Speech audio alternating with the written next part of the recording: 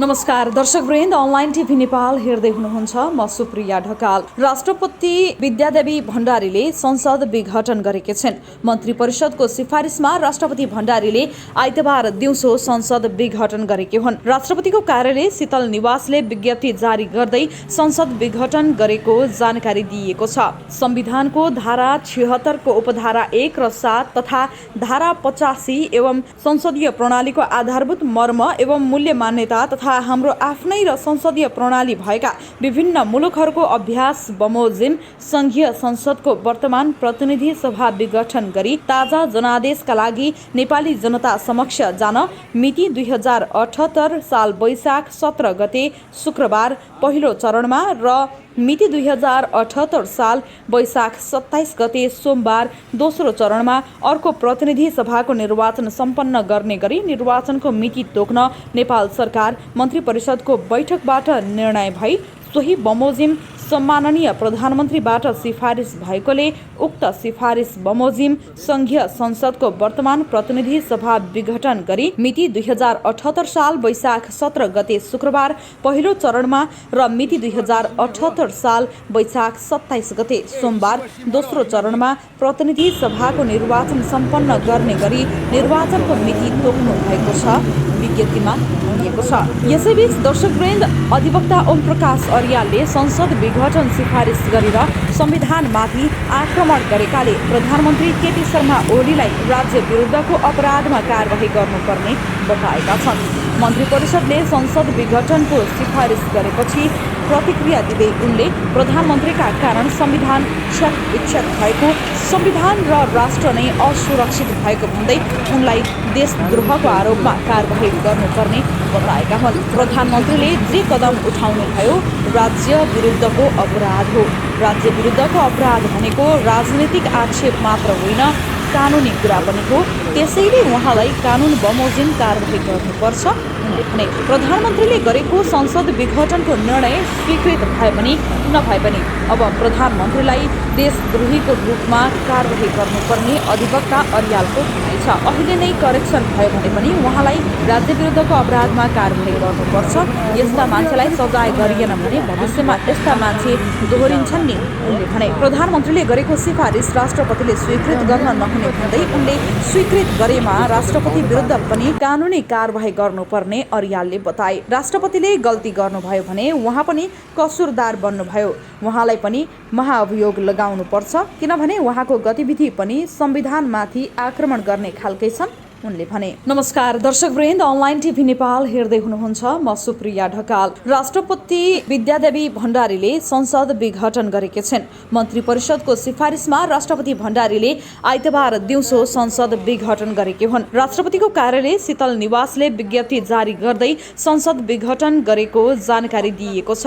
संविधानको धारा 76 को उपधारा 1 र 7 तथा धारा 85 एवं संसदीय प्रणालीको आधारभूत मर्म एवं मूल्य मान्यता तथा हाम्रो आफ्नै र संसदीय प्रणाली भएका विभिन्न मुलुकहरूको अभ्यास बमोजिम संघीय संसदको वर्तमान प्रतिनिधि सभा विघटन गरी ताजा जनादेशका लागि नेपाली जनता समक्ष जान मिति 2078 साल वैशाख 17 गते शुक्रबार पहिलो चरणमा र मिति 2078 साल वैशाख 27 गते सोमबार दोस्रो चरणमा अर्को प्रतिनिधि सभाको निर्वाचन सम्पन्न गर्ने गरी निर्वाचनको मिति तोक्न नेपाल सरकार मन्त्री परिषदको बैठकबाट निर्णय भई सोही बमोजिम सम्माननीय प्रधानमन्त्रीबाट सिफारिस भएकोले उक्त सिफारिस बमोजिम संघीय संसदको वर्तमान प्रतिनिधि सभा विघटन गरी मिति 2078 साल वैशाख 17 गते शुक्रबार पहिलो चरणमा र मिति 2078 साल वैशाख 27 गते सोमबार दोस्रो चरणमा प्रतिनिधि सभाको निर्वाचन सम्पन्न गर्ने गरी निर्वाचनको मिति तोक्नु भएको छ, विज्ञप्तिमा भनिएको छ।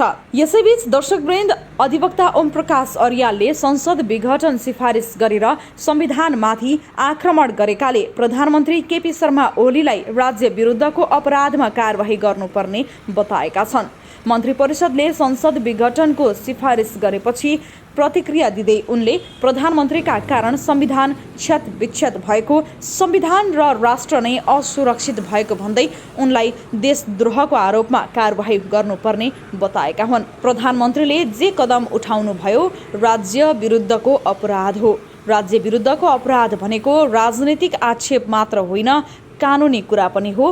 त्यसैले उहाँलाई कानुन बमोजिम कारबाही गर्नुपर्छ उनले भने। प्रधानमन्त्रीले गरेको संसद विघटनको निर्णय स्वीकृत भए पनि नभए पनि अब प्रधानमन्त्रीलाई देशद्रोहीको रूपमा कारबाही गर्नुपर्ने अधिवक्ता अर्यालको भनाइ छ। अहिले नै करेक्सन भयो भने पनि उहाँलाई राज्य विरुद्धको अपराधमा कारबाही गर्नुपर्छ। यस्ता मान्छेलाई सजाय गरिएन भने भविष्यमा यस्ता मान्छे दोहोरिन्छन् नि उनले भने। प्रधानमन्त्रीले गरेको सिफारिस राष्ट्रपतिले स्वीकृत गर्न नहुने भन्दै उनले स्वीकृत गरेमा राष्ट्रपति विरुद्ध पनि कानुनी कारबाही गर्नुपर्ने अर्यालले बताए। राष्ट्रपतिले गल्ती गर्नुभयो भने उहाँ पनि कसुरदार बन्नुभयो, उहाँलाई पनि महाअभियोग लगाउनुपर्छ, किनभने उहाँको गतिविधि पनि संविधानमाथि आक्रमण गर्ने खालकै छन् उनले भने। त्यसमा धेरै कुरामा मेरो सहमति छ र मेरो पहिलो सहमति के हो भने पहिले यो प्रतिनिधि सभाको विघटनको जुन सिफारिस भएको छ प्रधानमन्त्री ओलीबाट, यो सिफारिस चाहिँ असंवैधानिक छ। किन असंवैधानिक छ भने नेपालको संविधानको धारा 76 अन्तर्गत धारा 76 को 5 को प्रधानमन्त्रीले मात्रै संसद विघटन गर्न सक्दछन्। प्रधानमन्त्री ओली धारा 76 1 अन्तर्गतको प्रधानमन्त्री हो, उहाँ 2 अन्तर्गतको प्रधानमन्त्री थिए होइन। त्यसले केवल धारा 76 5 को प्रधानमन्त्री भनेको संसदमा बहुमत नभएको, 2 दल मिलेर प्रधानमन्त्रीको गठन पनि नभएको र 2 को अवस्था विद्यमान नहुँदाखेरि कुनै सदस्यले बहुमत पुर्याउन सक्छु भनेर प्रतिनिधि सभामा भनेर त्यसको विश्वासको मत लिन सकेको या नसकेको अवस्थाका प्रधानमन्त्रीले मात्रै संसद विघटन गर्न सक्दछन् भन्ने जुन संवैधानिक व्यवस्था छ, त्यो संवैधानिक व्यवस्थालाई हेर्दाखेरि प्रधानमन्त्री ओलीको कदम असंवैधानिक देखिन्छ। तर विगतको हाम्रो कन्स्टिट्युसनल कन्भेन्सन संवैधानिक परम्परालाई हेर्ने भने मनमोहन अधिकारीले जुन संसद विघटन गर्नुभएको थियो त्यो संसद विघटनलाई सर्वोच्च अदालतले असंवैधानिक ठहर्यो। तर गिरिजा प्रसाद कोइराला जो बहुमतको प्रधानमन्त्री हुनुहुन्थ्यो उहाँले गरेको संसदको विघटनलाई अर्को प्रश्न के आउँछ भने के त राष्ट्रपतिले उहाँले गरेको सिफारिसलाई अनुमोदन गर्नु होला कि नगर्नु होला भन्ने प्रश्न आउँदाखेरि मलाई के लाग्छ भने राष्ट्रपतिले नेपालको संविधान अन्तर्गत प्रधानमन्त्री या मन्त्री परिषदले गरेको सिफारिसमा मात्रै उहाँले काम गर्नु। प्रधानमन्त्री र मन्त्री परिषदको सिफारिसभन्दा बाहिर गएर आफैले संविधानको व्याख्या गर्ने या संविधानको कुनै पनि किसिमले शक्तिको प्रयोग गर्ने काम उहाँले गर्न सक्नुहुन्न। त्यसैले प्रधानमन्त्रीको सिफारिसभन्दा बाहिर गएर राष्ट्रपतिले काम गर्न नसक्ने भएको कारणले गर्दाखेरि प्रधानमन्त्रीको सिफारिसलाई ओभर स्टेप गर्ने काम या त्यसलाई अस्वीकार गर्ने काम राष्ट्रपतिले गर्नु भने त्यो पनि असंवैधानिक हुन्छ। त्यसले अहिले प्रधानमन्त्री ओलीले गर्नुभएको असंवैधानिक कदमलाई राष्ट्रपतिले साथ दिनुको उहाँसँग विकल्प छैन संवैधानिक रूपमा। मलाई लाग्छ कि राष्ट्रपतिले यो कुरालाई समर्थन गर्नुहोला। तर यदि कुनै कारणले समर्थन गर्नु भएन भने यो संविधानमाथि उडाएको खिल्ली हुन्छ। त्यसैले म दिनेशजी लगायतका मेरा वरिष्ठ अधिवक्ताहरूले यो अहिलेको घटना चाहिँ संविधानमाथिकै प्रहार हो र यो संविधानकै अन्त्य गर्ने किसिमको घटना हो भनेर जुन कुरा राख्नुभयो म त्यो कुरासँग सहमत छु। त्यसैले प्रधानमन्त्री ओलीले पार्लियामेन्ट मात्रै विघटन गरिरहनु भएको छैन, अब यो संविधान नै विघटनको क्रममा अगाडि बढेको मैले महसुस गरेको छु। दोस्रो प्रश्न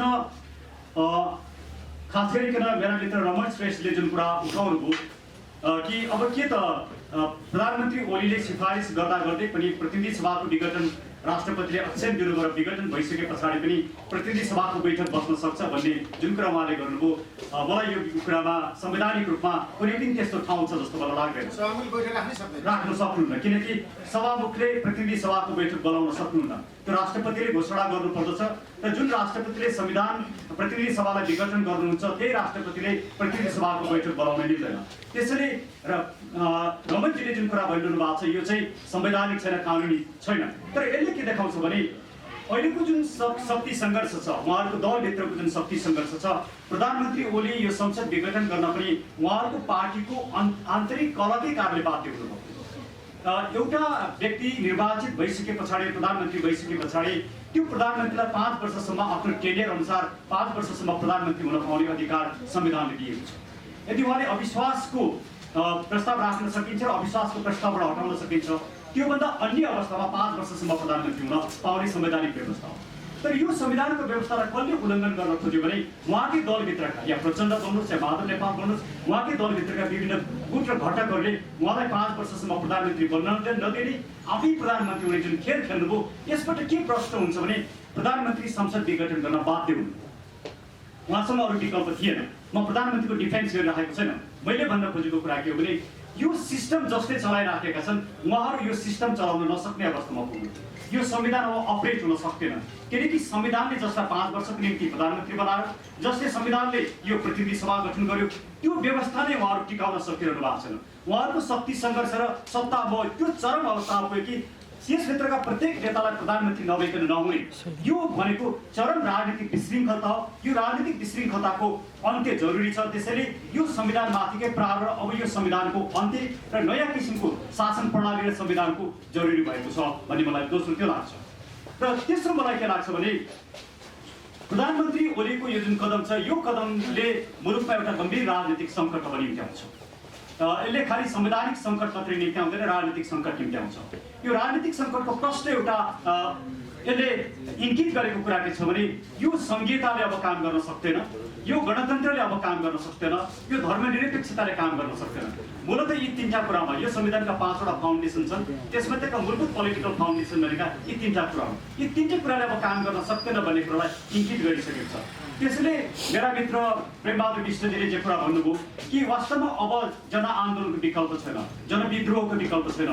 त्यसले सम्पूर्ण नागरिकहरू आज लोकतन्त्रलाई बचाउनु पर्ने अवस्था छ र लोकतन्त्र र राज संस्था सँगसँगै जान सक्छन् भन्ने कुरा ब्रिटेनको आफै उदाहरण छ।